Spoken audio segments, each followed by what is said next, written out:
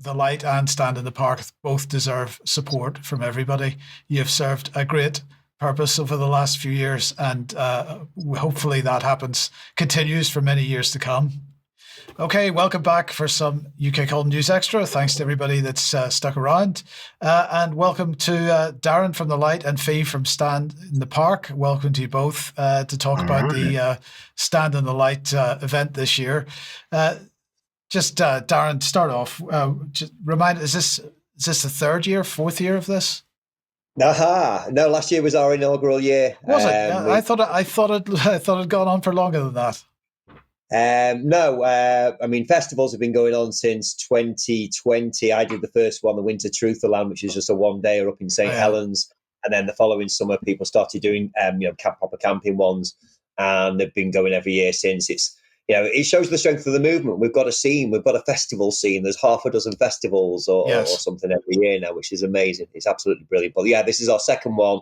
We've gone from one marquee of music last year. We're going to doing 3 marquees of music this year, 1 live stage, 1 dance tent, 1 conscious rap tent. And it's going to be even bigger and better than last year. It was a phenomenal success. We somehow pulled it off between me and Fee and all the amazing crew that came together. So it's from the vibe, from the marches of 2020, 21, 22. We carry that over. It's a great spirit. Obviously, some people ask, what you're doing holding a music festival, in the middle of a war kind of thing. But number one, we've got to relax. You've got to take time off. Number two, it's an amazing chance to connect and meet with people face to face rather than online, which is where most of our interaction is now, unfortunately, and exchange ideas and make new connections and what have you. So it's absolutely, they are absolutely needed. I want more of them. There should be twice as many, hopefully. It's going to be an absolutely amazing event again in a couple of weeks' time, this May bank holiday. And Fee, we say we meet everybody online these days, but Stand in the Park has been all about meeting people face to face from the beginning. Yeah, it has. So this is kind of like a natural extension, really, of the spirit of a Stand in the Park, because it's always been about actually physically coming together. The energy is completely different when you are actually there together. And like Darren says, it's that vibe from the marches and everything that we experienced together at that point. It is kind of like rekindling that spirit. A festival is just an incredible experience for everyone. So yeah, we can't wait. And why Cumbria? Being honest, the landowner's awake. And that's worth its weight in gold. People say, well, why not in the middle of the country? Well, there are lots of southern ones already. So this covers obviously Scotland, Northern England, but people are coming from Devon, London, Sussex. Obviously, we've got the Hope Sussex crew coming for the children as well, for the children's activities, as well as bouncy castles and all the rest of it. But yeah, the landowner's awake. He opened his land to us in 2020 or 2020, 21, 22. And he's a real farmer, which is great. His food is amazing as well, by the way. So it's a beautiful part of the country. We can see Scotland from the site. It's got beautiful sunsets. It's just a beautiful location. You just get a vibe about a place, don't you? When you go to certain places, and it's just got it. So that's why. So who's appearing this year? Oh, we've got such a big lineup. We've got obviously the Daz Band headlining.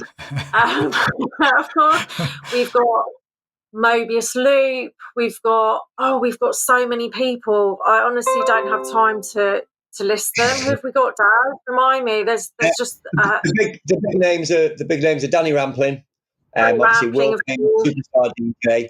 Mobius Loop, as you've mentioned. Gareth Ike's coming. We've got Mad Mix and the Resistance, Tommy Coyle. We've got. I just wanted to mention Rob Downey, who's going to DJ and play bass and percussion at the same time.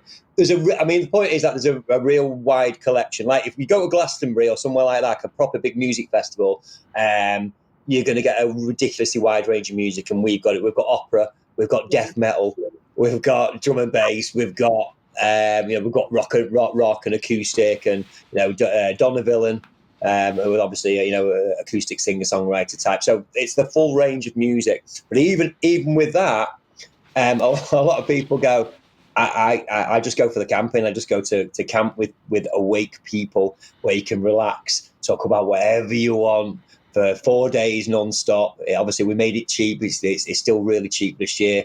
It will be forever for as long as we can do it. But it's the vibe of the place, like I say, to just be able to kick back for a whole weekend with awake tunes. It's like you meet somebody on the street that's awake and you're just gabbing for 2 hours non-stop. So imagine doing that with what we hope is going to be up to 1,000 people there.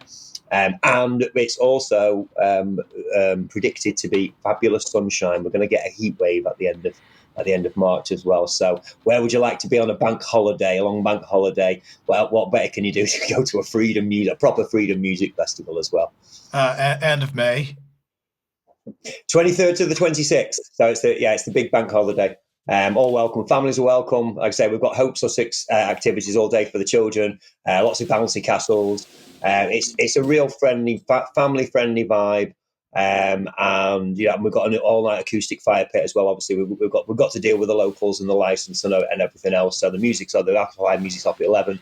But generally, last year I was getting up about 6-7 o'clock, and I was seeing people taking their drums and guitars back to bed at the same time. So for those that want to party all night or sing all night, and it's all comers as well. If you play guitar, but take it to the acoustic fire pit. Obviously, we've got an open mic as well on the Sunday afternoon.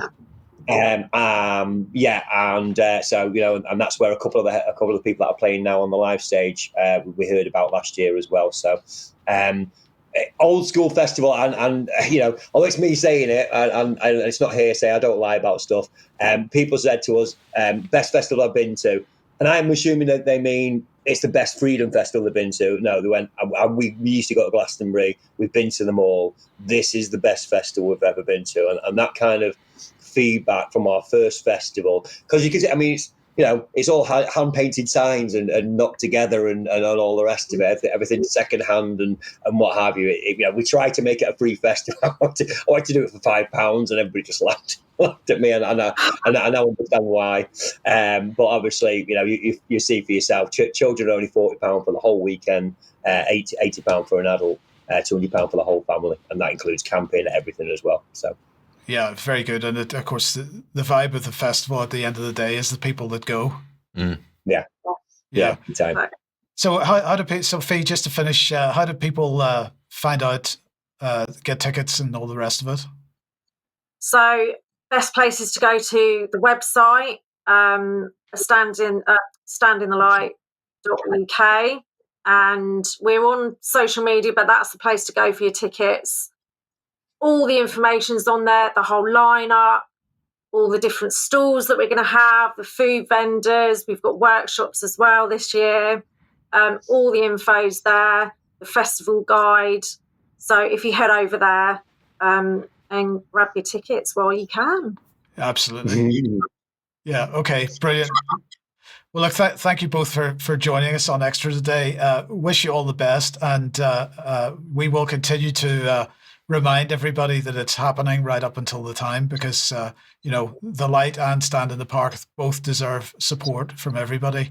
You've served a great purpose over the last few years, and hopefully that continues for many years to come. Absolutely, Mike. And the one thing that we're going to miss this year is you guys. Obviously, unfortunately, you can't be there for this one. You're going to make the Hope Sussex Festival, which is brilliant. But it was great having the UK column there last year. We've still got over 50 artists, and how many is it? I can't remember, but there's a dozen workshops. They're all free as well. But from everything from filmmaking and researching to foraging, and I'm going to do one on how to handle bailiffs and some of the case law on that, just to build people's confidence. So, like I say, it's going to be brilliant even without you guys. Obviously, you'll be there next year for sure. I'm really hoping. Yeah, absolutely. And that's all my fault, because I have to be away that weekend, sadly, and that was leaving us short-handed. So that's my fault, and I'm sorry about that. But absolutely, we will be there at the next one. Yes. Wonderful. Thank you so much. All right. Have a great time yourselves. Yeah, thank you both for joining us. Thank you.